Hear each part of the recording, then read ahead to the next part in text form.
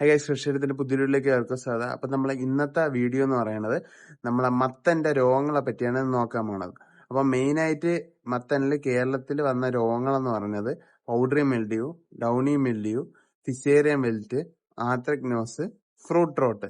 നമുക്ക് ഇതൊക്കെ എന്താണെന്ന് ഒന്ന് നോക്കി നോക്കാം. ആദ്യത്തെ പൗഡറി മിൽഡ്യൂ എല്ലാവർക്കും അറിയാവുന്ന പോലെ തന്നെ ഇലയുടെ മേളിലും താഴെയും പിന്നെ തണ്ടിലൊക്കെ ആയിട്ട് വെള്ള കളറിലെ പൊടി പോലെ കാണാൻ പറ്റും. അതാണ് പൗഡറി മിൽഡ്യൂ.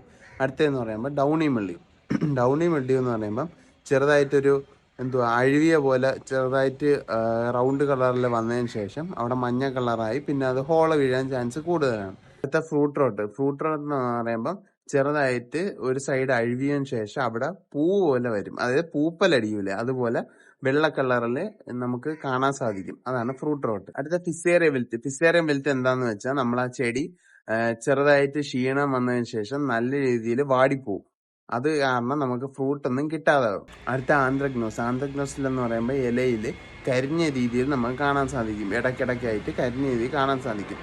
അതിൽ നിന്ന് നമുക്ക് ഇത് ആന്ത്രക്നോസ് രോഗമാണെന്ന് നമുക്ക് മനസ്സിലാക്കാൻ സാധിക്കും. അടുത്ത യെല്ലോ മൊസൈക്ക് വൈറസ് എന്ന് പറയുമ്പോൾ മൊസൈക്ക് രീതിയിലുള്ള പാറ്റേൺസ് നമുക്ക് ഇലയിലും തണ്ടിലും കാണാൻ സാധിക്കും. മെയിനായിട്ട് നമുക്ക് വൈറ്റ് ഫ്ലൈ അവോയ്ഡ് ചെയ്യണം. അതാണ് നമുക്ക് മൊസൈക്ക് വൈറസ് കൂടുതലായിട്ട് എത്തിക്കുന്നത്. അതുകൊണ്ട് തന്നെ സ്റ്റിക്കി ട്രാപ്പെല്ലാം ഉപയോഗിച്ച് വൈറ്റ് ഫ്ലൈയെ കൺട്രോൾ ചെയ്യണം.